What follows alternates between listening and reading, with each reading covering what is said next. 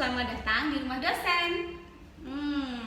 Hari ini Bu Lydia akan membuat video atas banyak sekali pertanyaan yang masuk di kolom komentar pada video sebelumnya, yaitu tentang apa bedanya kuliah D3, D4, S1, dan S2 kebidanan juga profesi kebidanan.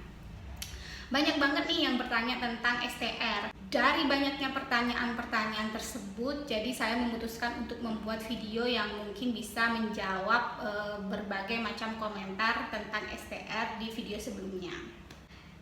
STR atau yang merupakan kepanjangan dari surat tanda registrasi, itu perumpamaannya seperti SIM kendaraan. Untuk apa SIM ini? Untuk apa sih STR ini? STR ini seperti dokumen, satu lembar dokumen yang dia itu mengisyaratkan atau memberikan pengakuan bahwa kalian itu adalah bidan. Kak, apakah STR ini hanya untuk bidan saja? Tidak. Kalau dulu di tahun 2000 sampai 2014 gitu, masih hanya 3 prodi yang dia itu ada STR-nya, yaitu bidan, perawat, dan juga profesi nurse. Tapi di tahun 2019 ini maka ada 29 jenis program studi kesehatan yang dia itu legalitasnya adalah STR. Seperti kedokteran, semuanya juga sudah harus punya STR. STR apa? STR dokter. Jadi dia surat tanda registrasi dokter, bahwa dia adalah dokter, bahwa dia adalah bidan, bahwa dia adalah perawat, bahwa dia adalah ahli gizi, dan lain sebagainya yang berkaitan dengan kesehatan. Ada 29 jenis program studi itu tadi ya. Nah, jadi STR ini adalah SIM, ya kan? SIM. Untuk apa? Bahwa Anda diakui sebagai tenaga kesehatan. Tenaga kesehatan yang apa? Apakah bidan, perawat, dan lain sebagainya. Nah, SIM STR ini, ya, dokumen STR yang kalian punya ini adalah jalan mulus kalian untuk masuk ke dunia kerja. Mengapa demikian? Ketika kalian memiliki STR, maka itu biasanya dan selalu menjadi syarat wajib bagi kalian untuk melamar pekerjaan. Jadi kalau kalian nggak punya STR, jangan harap kalian akan diterima kerja di pelayanan kesehatan. Kemudian pertanyaannya, bagaimana Bu cara saya memperoleh STR ini? Oke. Jadi, kalian bisa mendapatkan yang namanya STR kalau kalian lulus uji kompetensi.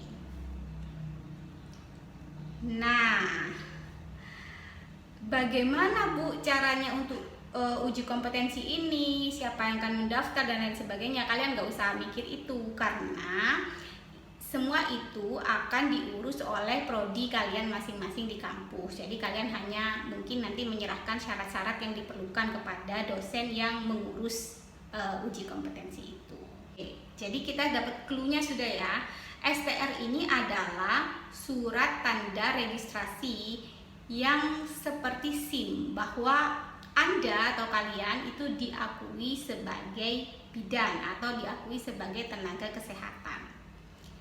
Nah, untuk memperoleh STR, maka kalian harus mengikuti dan lulus uji kompetensi. Sekarang pertanyaannya, apa sih uji kompetensi itu? Kapan pelaksanaannya? Kayak gitu ya. Itu banyak juga yang tanya seperti itu di video saya sebelumnya. Oke. Jadi, uji kompetensi itu banyak mengalami perubahan. Kalau dulu di zaman saya di tahun 2013, uji kompetensinya sama, dilaksanakan secara nasional. Jadi dia seperti UNAS gitu loh, kalau anak SD, SMP, SMA, UNAS. Nah, kayak gitu, dan bentuk soalnya sama dari dulu sampai sekarang sama. Jadi itu adalah soal-soal dalam bentuk kasus. Jadi kalian harus memecahkan masalah dari suatu kasus.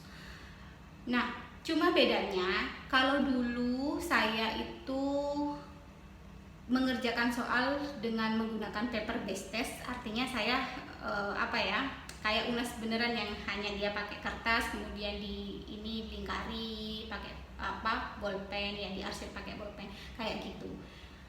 Tapi semakin kesini akan semakin ketat ya. Sekarang sudah menggunakan CBT, jadi computer based test. Sekarang sudah mengerjakan soal itu menggunakan komputer dan menggunakan internet, jadi memang benar-benar online begitu. Dan itu ditempatkan di kampus-kampus yang ditunjuk oleh Kemenkes, kayak gitu. Jadi tidak dikerjakan di rumah, tapi dikerjakan di kampus-kampus yang ditunjuk. Nah, kemudian bedanya lagi adalah uji kompetensi ini. Kalau zaman saya dulu ya, zaman yang lebih enak kayaknya gitu ya. Jadi kalau dulu meskipun tidak lulus uji kompetensi, saya bisa lulus kuliah. Tapi kalau sekarang, jadi sejak tahun berapa sih? Saya contek dulu sedikit. Sejak tahun 2020, mahasiswa yang dia mau lulus kuliah dan memakai toga wisuda, dia harus lulus dulu uji kompetensi.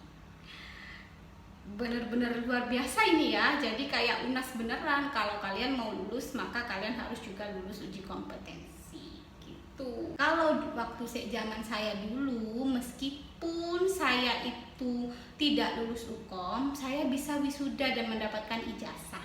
Hanya saja susah mendapatkan pekerjaan karena tidak mempunyai STR.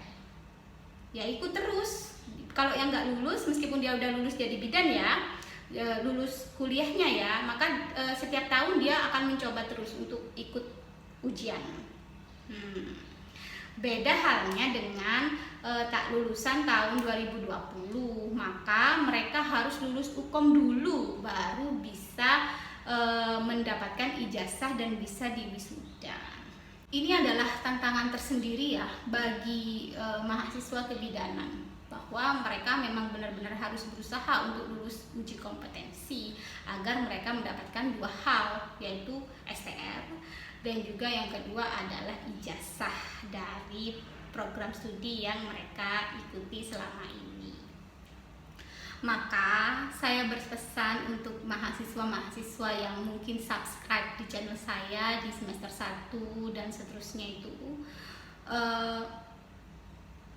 mulai sekarang memang harus fokus belajar dan benar-benar belajar sungguh-sungguh, bahwa karena semakin ke depan tantangan kita juga semakin banyak dan syarat-syarat lain-lain itu pasti akan semakin menyulitkan, tapi bukan berarti tidak bisa dilalui. Dan oh iya, satu lagi, kemudian STR ini Bu berlaku berapa tahun. Jadi kalau kalian sudah lulus dan mendapatkan sertifikat dari Majelis Tenaga Kerja Indonesia atau MTKI kayak gini contohnya, nah itu berlakunya 5 tahun. Jadi nanti setelah 5 tahun mau habis masa berlakunya, maka kalian bisa memperpanjang lagi dengan memenuhi persyaratan-persyaratan tertentu. Selamat berjuang untuk teman-teman atau adik-adik mahasiswa yang saat ini akan mengikuti uji kompetensi untuk mendapatkan STR dan mendapatkan kelulusan. Semoga sukses dan juga kalian bisa klik di deskripsi video ini, di situ kan ada juga bagaimana tips dan trik untuk lulus uji kompetensi. Nah, bagi yang belum subscribe, tolong ya subscribe channel ini supaya kami lebih semangat untuk membuat video yang mungkin bermanfaat untuk kalian semua. Terima kasih. Wassalamualaikum warahmatullahi wabarakatuh. Sampai jumpa.